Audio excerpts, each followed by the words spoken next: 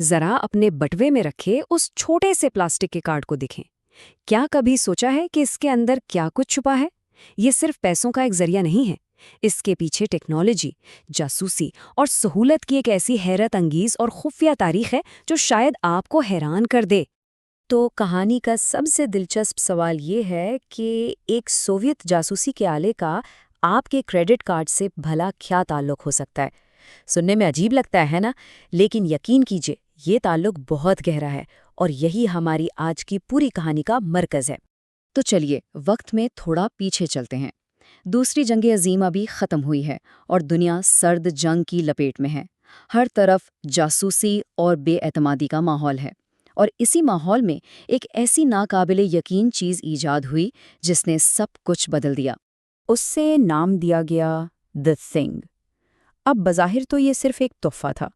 Soviet school کے بچوں نے امریکی سفیر کو دیا تھا، لکڑی کی ایک خوبصورت تختی جس پر امریکہ کی گریٹ سیل بنی ہوئی تھی۔ سفیر نے بھی بڑے فخر سے اسے اپنے دفتر میں لگا لیا۔ انہیں کیا معلوم تھا کہ اس خوبصورت تحفے کے اندر ایک انقلابی جاسوسی کا آلہ چھپا ہوا ہے۔ اور اس کی سب سے کمال بات کیا تھی؟ اس کی سادگی۔ سوچئے اس میں نہ کوئی بیٹری تھی، نہ کوئی پاور سورس، تو یہ کام کیسے کرتا تھا؟ بہت چالاکی سے سوویت ایجنٹس پاس کی ایک وین سے ریڈیو لہریں اس تختی پر بھیجتے تھے۔ دفتر میں جو بھی باتیں ہوتی ان کی آواز سے تختی کے اندر ایک چھوٹا سا ڈائفرام ہلتا تھا، بالکل ایک ٹیوننگ فورک کی طرح، اور یہی ہلکی سی تھرتھراہٹ واپس جانے والی ریڈیو لہروں کو بدل دیتی تھی، اور بس پوری کی پوری گفتگو سیدھی سوویت ایجنٹس تک پہنچ جاتی تھی۔ امریکیوں کو 7 سال لگ گئے اسے ڈھونڈنے میں، اور جب آخرکار یہ بگ ملا تو وہ دنگ رہ گئے۔ لیکن انہوں نے کوئی شور نہیں مچایا، نہیں، اس کے بجائے انہوں نے اسے بالکل خفیہ رکھا۔ کیوں؟ کیونکہ وہ سمجھ گئے تھے کہ یہ ٹیکنالوجی ان کی اپنی ٹیکنالوجی سے کئی سال آگے ہے، تو انہوں نے چپکے سے اس پر ریورس انجینئرنگ شروع کر دی تاکہ وہ خود ایسی چیزیں بنا سکیں۔ اچھا، تو اب جاسوسی کی دنیا کو ایک لمحے کے لیے چھوڑتے ہیں اور چلتے ہیں جنگ کے بعد کے امریکہ کی طرف۔ یہاں معیشت تیزی سے بڑھ رہی تھی، لوگ خریداری کر رہے تھے، اور یہیں ایک بالکل مختلف قسم کا مسئلہ سر اٹھا رہا تھا۔ اور مزے کی بات یہ ہے کہ اس کا حل بھی اسی خفیہ ٹیکنالوجی میں کہیں چھپا ہوا تھا۔ تو جناب سال تھا 1958 اور بینک آف امریکہ نے پہلا جدید کریڈٹ کارڈ لانچ کیا۔ یہ ایک دم ہٹ ہو گیا، لوگ اسے پسند کر رہے تھے، لیکن جیسے جیسے یہ مقبول ہوتا گیا اس کی 2 بہت بڑی خامیاں بھی سامنے آنے لگیں۔ ایک تو یہ کہ یہ بہت بہت سست تھا، اور دوسرا یہ کہ بالکل بھی محفوظ نہیں تھا۔ ذرا اس زمانے کا طریقہ سوچئے، ہر بار جب کوئی کارڈ استعمال کرتا تو دکاندار ایک مشین سے اس کی کاربن کاپی بناتا، پھر ان ساری پرچیوں کو اکٹھا کر کے بینک بھیجنا پڑتا، اور پھر کہیں جا کر کئی دنوں بعد پیسے ملتے۔ اب اس سارے وقت میں کیا ہوتا تھا؟ چوروں کی تو جیسے عید ہو جاتی تھی۔ وہ چوری کے کارڈز کو دنوں تک استعمال کرتے رہتے تھے اور کسی کو کانوں کان خبر نہیں ہوتی تھی۔ اور یہ کوئی معمولی مسئلہ نہیں تھا۔ 60 کی دہائی کے آخر تک اس فراڈ کی وجہ سے بینکوں کو ہر سال $100 ملین کا نقصان ہو رہا تھا۔ اگر آج کے حساب سے دیکھیں تو یہ تقریباً $1 ارب بنتے ہیں۔ صاف ظاہر تھا کہ اب کوئی نہ کوئی ٹیکنالوجی کا حل نکالنا ہی پڑے گا۔ اور یہ حل کہاں سے آیا؟ آپ یقین نہیں کریں گے، یہ وہیں سے آیا جہاں رازداری سب سے بڑھ کر ہوتی ہے، CIA۔ جی ہاں، یہیں سے کریڈٹ کارڈ پر لگی کالی پٹی یعنی میگنیٹک اسٹرائپ کا انقلاب شروع ہوا۔ دیکھیں، CIA کو بھی اپنے ID کارڈز کے ساتھ بالکل یہی مسئلہ تھا، کوئی بھی ان کی کاپی بنا لیتا تھا۔ تو انہوں نے مدد کے لیے IBM سے رابطہ کیا۔ IBM کے ایک انجینئر تھے فارسٹ پیری۔ انہیں خیال آیا کہ کیوں نہ آڈیو ٹیپ کی طرح میگنیٹک ٹیپ پر ڈیٹا سٹور کیا جائے، لیکن مسئلہ یہ تھا کہ اسے پلاسٹک کارڈ پر چپکائیں کیسے؟ اور پھر ایک دن ایک بہت ہی مزے کا واقعہ ہوا۔ ان کی بیوی کپڑے استری کر رہی تھیں تو انہوں نے کہا، اسے استری سے چپکا کر کیوں نہیں دیکھتے؟ اور کمال دیکھیں، یہ آئیڈیا کام کر گیا۔ میگنیٹک اسٹرائپ نے ٹرانزیکشنز کو تو بہت تیز کر دیا، لیکن اس میں ایک بہت بڑی بنیادی خامی تھی۔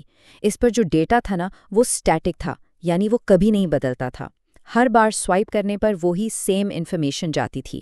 اس کا مطلب اگر کسی نے ایک بار آپ کا کارڈ سوائپ کر لیا تو وہ اس کی بالکل ہو بہو کاپی یعنی کلون بنا سکتا تھا۔